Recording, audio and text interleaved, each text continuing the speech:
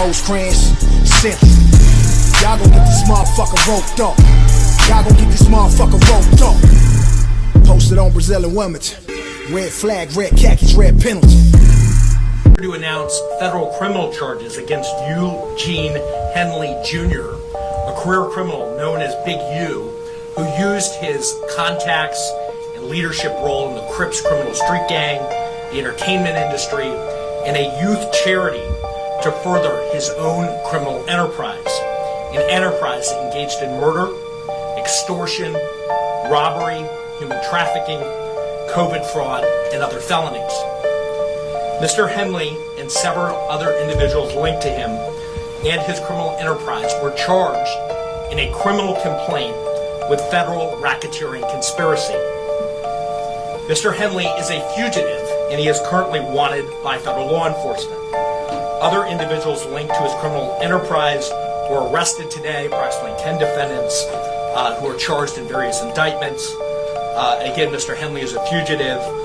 4 defendants are in state custody and will be transferred into federal custody, and we are still seeking Mr. Henley and another fugitive. Alright, what's up everyone? This is Free Smoke TV. This is the news. We have some crazy breaking news. We're off a week hiatus. I had gone against some community guidelines, so sorry YouTube. We're going to try to not do that anymore, so sorry. Hopefully we can, improve on that. Alright, well with that out of the way, like I said, we got some crazy breaking news. As we all know, Big U, and Brick Baby, and Loose Cannon, and all them guys that be on No Jumper and all, they just all got picked up with a bunch of other people. I don't know these other people, but there's, at least a dozen and a half people. Probably about 18 or more people from just glancing at it. So they, did a big sweep out there in LA. They picked up a lot of the guys, a lot of the Rollin 60'S members, and it looks like there's a lot going on in this indictment. They're accusing Big U of murder. They're accusing Brick Baby of robbery. They're accusing Loose Cannon of crazy stuff. This is a crazy indictment. It's really looking crazy for everyone involved. I don't know what's gonna happen, to be honest with you. I wouldn't even bet one way or the other. I don't know. I don't have the information, but from what I do see, it's looking crazy. They got all kinds of wild stuff. Adrian Broner's in this. They might be trying to tie Brick Baby to Little Dirk from what some of the paperwork looks like. There's a lot going on. They really wanted to clean up this gang, and they did. Alright, well, I'm going to leave you guys with the press conference from today where they indicted most of the Rollin 60'S Crips out there in LA. Brick Baby, Loose Cannon, Big U, still on the run. Believe he turned himself in, but at this time he was on the run. They didn't get him in the initial indictment. So here's the press conference from that. And once again, this is Free Smoke TV. This has been the news, and we're off. Association with the Crips criminal street gang and other gangs here in Los Angeles to intimidate businesses and individuals in communities. I want to stress that the allegations here in the complaint are allegations only, and the defendants are presumed innocent until proven otherwise. Let me talk a little bit about Mr. Henley and the street gang here. As I said, Mr. Henley is a widely known leader within the Rollin 60'S. He rose to prominence in that gang decades ago, and he has since been a fixture on the internet, talk shows, and podcasts. All things that law enforcement have looked at closely as part of this investigation. He has maintained the image of an entertainment industry entrepreneur, running a music label, and of somebody who gives back to the community here in Los Angeles, funding a South LA-based charity, developing options, which purports to help at-youth risk escape gang life and escape the perils of gangs in high-crime areas. The facts alleged in the complaint paint a very different picture. It is one of a murderer, a thief, a liar, and a cheat, and the criminals that enabled him. For example, Mr. Henley engaged in a murder of a musician signed to his label in 2021 and dumped the victim's body in Las Vegas off of the I-15 freeway.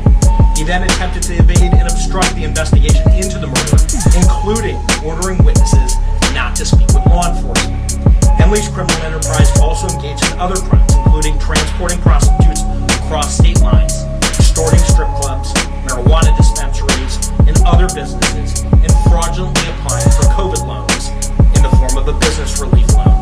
On that application, Mr. Henley falsely stated that his music label, Unique Music, operated at a $200,000 profit in 2019 and was entitled to government assistance, despite the reality that the company had operated at a loss and was ineligible for such relief.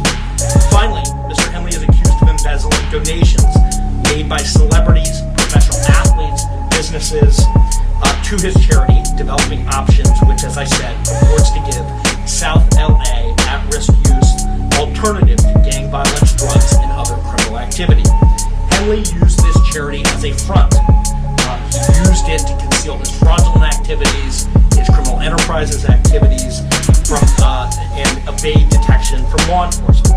If convicted on the racketeering conspiracy, he and his co-conspirators face approximately a 20-year federal prison sentence. I want to thank our federal law enforcement partners, our state law enforcement partners who brought about the result here today.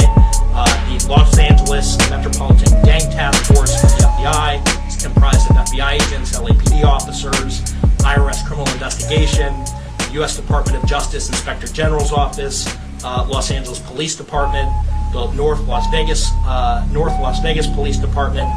This case is a great example of state and federal law enforcement working together to address harm from a criminal enterprise. I also want to thank our prosecutors, Assistant U.S. Attorneys Kevin Butler and Jenna McCabe, for their diligence and dogged determination in this case. With that, I'll turn it over to our next speaker, FBI Special Agent in Charge, Ted Knox. My name is Ted Knox, Special Agent in Charge of FBI Los Angeles' Criminal Division. These operations are truly a team effort, and I would like to recognize those partnerships. If not for their commitment, dedication, and follow-through, we would not be here today. First, I'd like to thank LAPD, IRS Criminal Investigations, and the U.S. Attorney's Office for working collaboratively for the past 4 years. In this case, with FBI Los Angeles Metropolitan Task Force on violent gangs. I'd also like to thank the U.S. Marshal Service for their assistance today, and many departments in California, Arizona, Nevada, and the North Las Vegas Police Department. Now, this morning, hundreds of agents and officers, including multiple SWAT teams, executed multiple arrest warrants for many of the 19 defendants charged in this case. Search warrants were executed at 6 locations. Those searches continue to be underway. 4 of the 19 defendants were already in custody, and 10 defendants were taken into custody in the last 24 hours. And while we're still seeking the whereabouts of 5 individuals, 3 of whom we believe we will have in custody shortly, 2 defendants are considered fugitives. They are Eugene Henley Jr., also known as Big U, and Brian Mejia. We will provide their photographs to the media following this announcement. Anyone with information as to their whereabouts should not take action on their own, but contact the FBI. You can reach us by calling 1-800-CALL-FBI. During this investigation, we recovered 49 weapons, 5 pounds of methamphetamines, 10,000 fentanyl pills, and large amounts of cash. The Rollin 16 Crips have been around for decades, and by some estimates, are among the largest gangs in the country, with factions in multiple states. Mr. Henley has been a known member of the Rollin 16 Crips since the 1980s, where he established his reputation and earned standing with fellow gang members. He has been able to use that standing to intimidate businesses and individuals and to commit various forms of violence, including the alleged murder outlined by the U.S. Attorney. He's also been able to influence others to give him money, only to defraud his victims, including defrauding the U.S., the government, the city of Los Angeles, and you, the taxpayer. Before I close, I'd like to ask that anyone who has information about the alleged criminal activity or feel that they have been victimized by any of the defendants, call the FBI at 1-800-CALL-FBI. We've targeted this gang in the past and will continue to target gangs who seed violence and fear in our communities. The FBI will never waver on our commitment to combat violent gangs and those individuals affiliated who prey on others. Today's arrests made neighborhoods across our city safer. Thank you. And with that, I'll turn it over to IRS SAC Tyler Hatcher. Good morning. Again, I'm Tyler Hatcher. I'm the Special Agent in charge of IRS criminal investigation here in Los Angeles. Today's arrests are the result of outstanding investigative work by law enforcement partners from LAPD, U.S. Attorney's Office, the FBI, and my office, who've worked tirelessly to find the evidence necessary to charge those who are alleged to bring harm to our communities, as you've heard previously. The RICO charges against Mr. Henley and his associates reflect a pattern of crimes that runs a gamut from extortion to robbery to murder to tax fraud and to human trafficking, all under the umbrella of a well-organized criminal organization led by Mr. Henley. Additionally, Mr. Henley duped the County of Los Angeles by running a nonprofit named Developing Options, which was set up to pull youth out of the gang life and promote anti-gang solutions. Yet Mr. Henley continued to personally orchestrate violent gang activity that impact our communities. Donors trust that their donations will be used in a manner that's consistent with what the charity was set up to do and applied as intended. In this case, it was for the benefit of at-risk youth. Financial transactions leave a trail, and IRS criminal investigation special agents are the best at following that trail. The trails led to allegedly lead to Mr. Henley's personal bank account, and the money trail doesn't lie. Organized crime victimizes our Los Angeles communities far too frequently, but the arrests made today demonstrate our commitment to making Los Angeles safer for everyone impacted by these criminal enterprises. IRSCI is proud to partner with our federal and state and local law enforcement partners to make our communities safer and to protect from these violent acts. And on that, I'll turn it over to the Chief. Thank you all for being here today. I'll keep my comments brief. From day one, the Los Angeles Police Department's been proud to stand shoulder to shoulder with the FBI and our partners here today in this critical investigation. The invaluable expertise provided by Operation South Bureau FBI Task Force on the Rollin 60'S criminal street gang has played a pivotal role in securing these 19 federal indictments laid out this morning. It's a major step forward in our ongoing fight against gang violence and brings hope and relief to a community that for too long has endured far too much. Together we will continue to protect and serve, working tirelessly to ensure safety in all of our neighborhoods. Let me return the U.S. Attorney, Joe McNally, for any questions follow-up. We'll take any questions. So, Henley is still on the loose? He is. Do you expect to snag him? Or is it something where he is gone? Yeah, I think all I can say is, look, he is the leader here, and we're looking for him and trying to find him. He's a fugitive at this point. And, we're using resources to try to track him down. The arrests were made this morning in the Rollin store.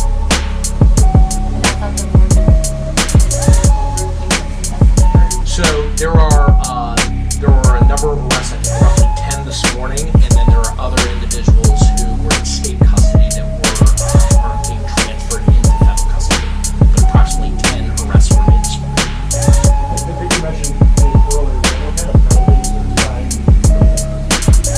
So a federal racketeering conspiracy complaint that's charged here in 1962 D covers up to 20 years in federal prison.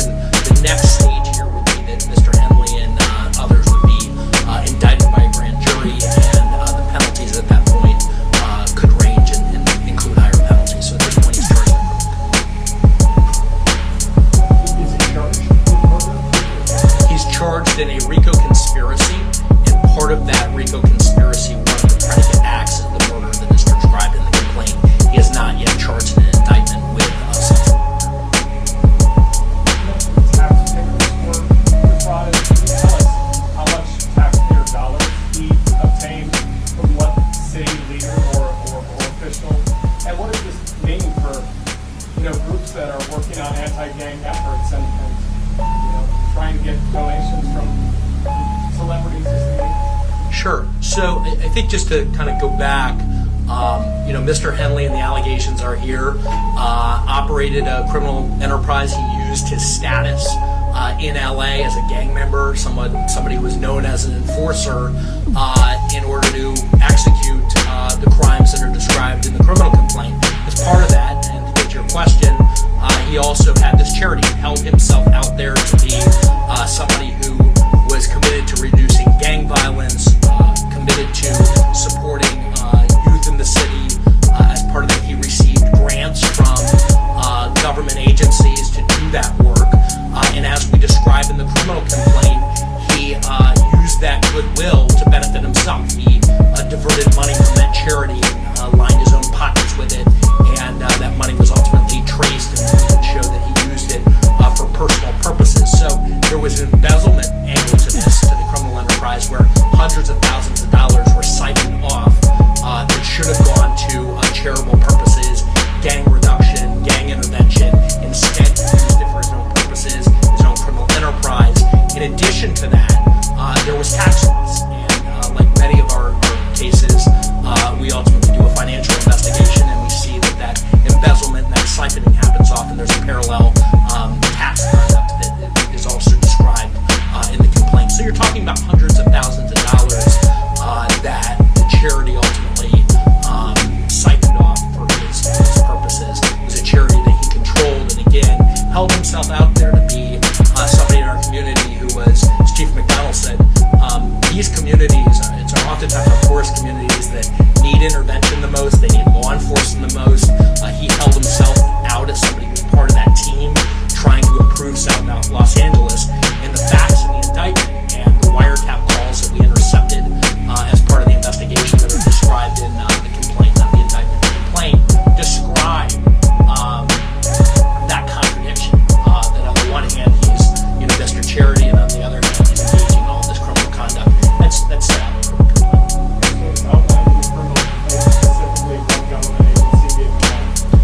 It's outlined that he got grant money. I believe that money flowed through the city of Los Angeles, but I don't have the specifics in front of me. What I can tell you is that typically, grants flow through the state and then eventually, are typically issued through the city. And to the tune of hundreds of thousands of dollars? Hundreds of thousands of dollars. Did you say the name of the charity? Are you allowed to say that? Yeah, the charity I referenced earlier is developing options. Okay, well, thank you very much. Last question. I apologize. Just in reference to mine, Mr. Henley, do you have any idea about it? Whereabouts? No, other than